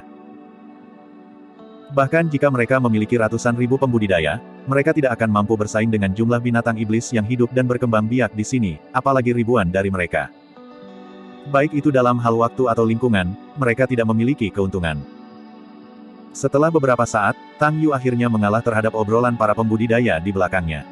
Dengan putus asa di hatinya, dia melambaikan tangannya. Ayo pergi ke lembah. Petik 2. Eliksir yang sekte adalah kelompok terakhir yang memasuki lembah. Menurut rencana awal, ribuan pembudidaya eliksir yang sekte seharusnya membentuk formasi berbentuk kerucut. Mereka yang memiliki kekuatan tempur terlemah seperti Su Xiaoning dan beberapa master penyempurnaan eliksir lainnya akan berada di tengah formasi. Perimeter luar formasi akan dibentuk dengan pembudidaya Battle Hall. Ujung paling atas dan paling tajam dari formasi kerucut akan dibentuk dengan Su Zimo, Ji Chengtian dan Yan Jun. Su Zimo berada di tengah dan Ji Chengtian serta Yan Jun sedikit di belakangnya, mendukung dari kedua sisi. Saat mereka memasuki lembah, Su Zimo memanggil 18 pedang terbang kelas tertinggi yang melayang di sekitarnya, siap menyerang kapan saja. Visibilitasnya sangat rendah. Petik 2. Betul sekali, saya hanya bisa melihat sekitar 100 kaki. Petik 2. Banyak pembudidaya mulai berdiskusi dengan bisikan pelan setelah masuk. Ji Chengtian berada di pembentukan Yayasan 7 Meridian. Menatap sekeliling, dia mengangguk. Saya paling banyak hanya bisa melihat 100 kaki aneh di sekitar saya. Bagaimana denganmu, Zimo? Petik 2. Hampir sama. Su Zimo menjawab dengan ambigu. Pada kenyataannya, setelah membersihkan 7 lubangnya, penglihatan Su Zimo sangat kuat. Bahkan dalam kabut, dia bisa melihat sesuatu yang jaraknya ribuan kaki. Jika kabut di depannya memiliki efek yang sangat kecil pada binatang iblis, itu setara dengan tidak mempengaruhi Su Zimo sama sekali. Banyak pembudidaya meraba-raba dan melanjutkan ke depan. Tidak lama kemudian, raungan binatang buas bergema di lembah, bercampur dengan tangisan yang memilukan. Suaranya menakutkan dan mengganggu. Apakah seseorang sudah bertemu dengan binatang buas? Mungkin. Petik 2. Beberapa pembudidaya berdiskusi dengan lembut di antara kerumunan. Dengan terhalangnya penglihatan mereka dan raungan binatang buas yang terus-menerus di lembah, kegembiraan semua orang secara bertahap mereda dan mereka mulai merasa gelisah. Tiba-tiba, suara Su Zimo terdengar. Semuanya, awas, ada banyak nyamuk darah kuno di sekitar. Petik 2. Semua orang kaget. Nyamuk darah adalah salah satu makhluk roh yang paling umum di Tianhuang daratan. Mereka seukuran kepalan tangan dan suka menghisap darah makhluk hidup lain, termasuk manusia. Sementara nyamuk darah lemah, nyamuk darah kuno jauh lebih menakutkan. Nyamuk darah kuno adalah makhluk hidup dari zaman kuno dan telah lama punah di daratan Tianhuang. Dalam ukuran yang sangat besar, mereka lebih besar dari manusia dan sayap mereka akan berdengung keras ketika mengepak. Sementara tubuh mereka relatif rapuh, bagian mulut yang mereka gunakan untuk menghisap darah makhluk hidup lain adalah senjata pembunuh mereka dan sangat menakutkan. Panjang, kurus, tajam dan tidak bisa dihancurkan, mulut mereka bisa menembus daging makhluk hidup lain dengan mudah dan mereka bisa menghisap makhluk hidup biasa sampai kering dalam 10 detik. Yang lebih menakutkan adalah bahwa nyamuk darah kuno hidup dalam kawanan. Ketika nyamuk darah kuno berburu untuk makanan, mereka akan berkerumun dengan langit tertutup. Bahkan sisa-sisa binatang purba tidak akan bisa melarikan diri dari mereka dan akan berubah menjadi mayat kering dalam sekejap mata. Warna terkuras dari wajah semua orang saat penyebutan nyamuk darah kuno. Jika mereka bertemu nyamuk darah kuno, bahkan melarikan diri dengan setengah kru hidup sudah menjadi skenario kasus terbaik. Namun, semua orang tidak bisa membantu tetapi merasa ragu ketika mereka tidak melihat tanda-tanda nyamuk darah kuno bahkan setelah beberapa saat. Nyamuk darah kuno apa? Sialan, itu hanya alarm palsu. Petik 2. Ada apa dengan orang ini? Anda tidak bisa bercanda dengan santai tentang hal-hal seperti itu. Petik 2. Para pembudidaya tidak bisa membantu tetapi mengomel. Di samping, Yan Jun menyilangkan lengannya dan menyaksikan pertunjukan dengan sombong.